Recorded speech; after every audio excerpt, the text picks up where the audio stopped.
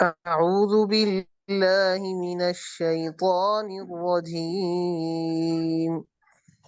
أعوذ بالله من الشيطان الرجيم. بسم الله الرحمن الرحيم. بسم الله الرحمن الرحيم. ولكم نصف ما ترك أزواجكم إن لم يكن لهن ولد. ولكم نصف ما ترك أزواجكم إن لم يكن لهن ولد. فإن كان لهن ولد فلكم الربع مما تركن من بعد وصية يوصين بها أو دين. فإن كان لهن ولد فلكم الربع مما تركن من بعد وصية يوصين بها أو دين. ولهن الربع مما تركتم إن لم يكن لكم ولد.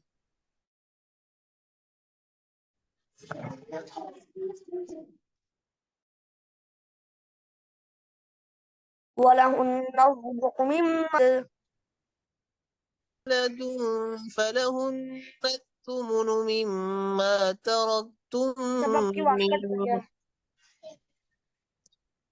فإن كان لكم ولد فلهن الثمن مما تركتم من بعد وصية توصون بها أو دين.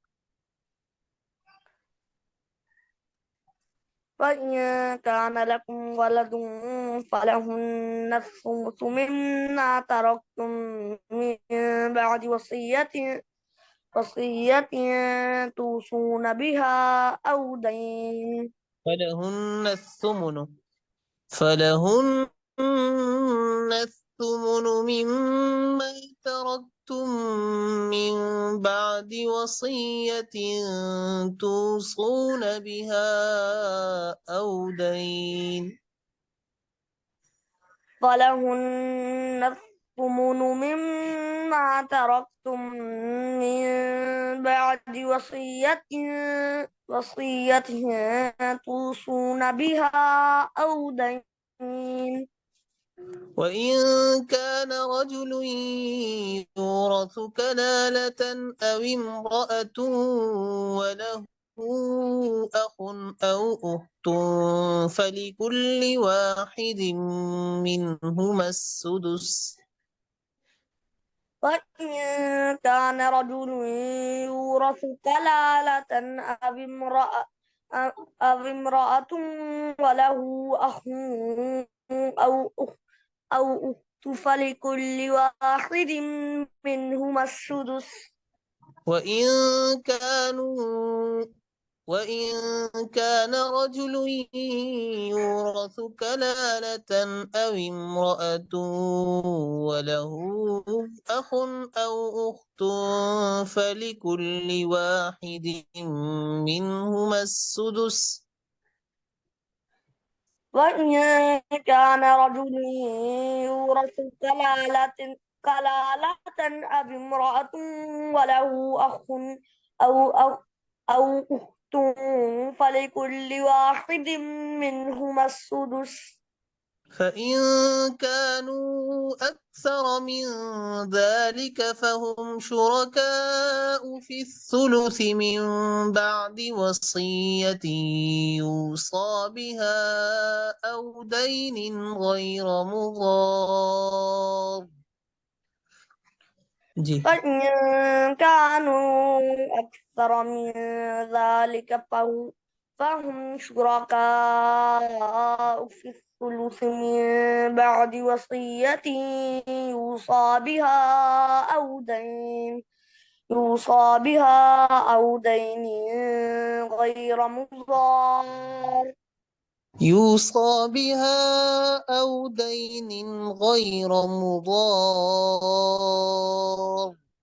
قلنا नहीं होगा. يوصى بها أو دين غير مضار وصية من الله. وصية من الله والله عليم حليم. والله عليم حليم दोबारा शुरू से पढ़िए. أعوذ بالله من الشيطان الرجيم. أعوذ بالله من الشيطان الرجيم بسم الله الرحمن الرحيم. بسم الله الرحمن الرحيم ولكم نصف ما ترك أزواجكم إن لم يكن لهن ولد. ولكم نصف ما ترك أزواجكم إن لم يكن لهن ولد فإن كان لهن ولد فلكم الربع مما تركن من بعد وصية يوصين بها أو دين. فإن كان لهن ولد فلكم الربع مما تركن من بعد وصية يوصين بها أو دين ولهن الربع مما تركتم إن لم يكن لكم ولد. ولهن الربع مما تركتم إن لم يكن لكم ولد فإن كان لكم ولد فلهن الثمن مما تركتم من بعد وصية توصون بها أو دين. فإن كان لكم ولد فلهن الثمن مما تركتم من بعد وصية توصون بها أو دين وإن كان رجل يورث كلالة أو امرأة وله أخ أو أخت فلكل واحد منهما السدس. وإن كان رجل يورث كلالة أو امرأة وله أخ أو أخت فلكل واحد منهما السدس فإن كانوا أكثر من ذلك فهم شركاء في الثلث من بعد وصية يوصى بها أو دين.